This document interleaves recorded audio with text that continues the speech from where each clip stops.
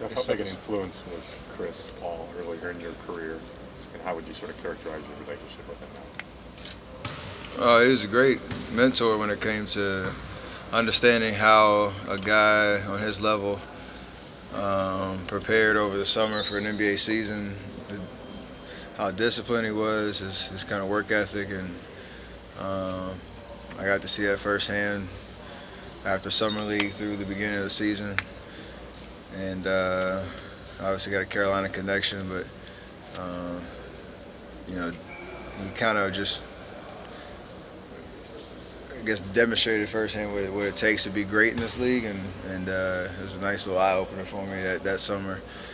Work out with him, compete against him, and take that confidence I had into my rookie year and get off on a good foot. Tony's system and the way he's kind of coached offense over the years. Just creative and caters to a fast, obviously up-tempo game. I guess you call it unorthodox when it comes to the things that he tries, but it seems like anybody who goes and plays for D'Antoni's system, their offensive numbers go out the roof, just because he knows how to put guys in the right positions and instilling confidence when you're out there and make plays. David Lee, who played for him in New York, said a lot about him in that regard of how he kind of empowered the guys that are out there, to bring the best out of them. So he's had obviously a great track record of putting up crazy offensive numbers and whatnot. And as a guy watching teams that he used to coach, it was always fun to watch. What's tougher laterally when you're trying to make a move offensively or slide with guys defensively? Probably defensively, just because you're not in control. When you're closing out and having to kind of react to what the offensive player is doing, and not only just move laterally, but ready to brace, for physicality and impact if you got to change direction and stuff like that.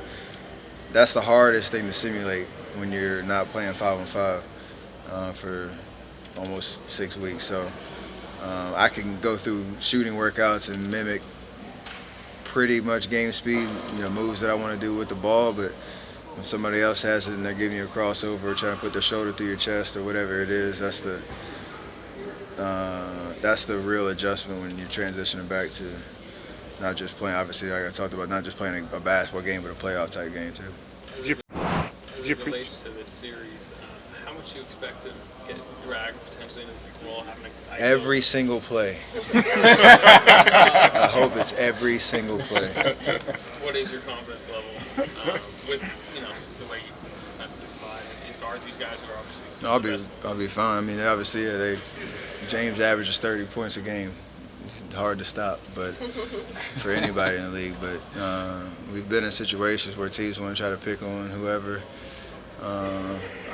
It's kind of funny if you look at the Hampton 5 lineup that's out there. I would probably do the same exact thing if I was coaching against me. But that's when you got Clay, Andre, Draymond, and KD out there. I embrace those opportunities to get stops, try to make it tough in those ISO situations, whatever the case is, and just do my job.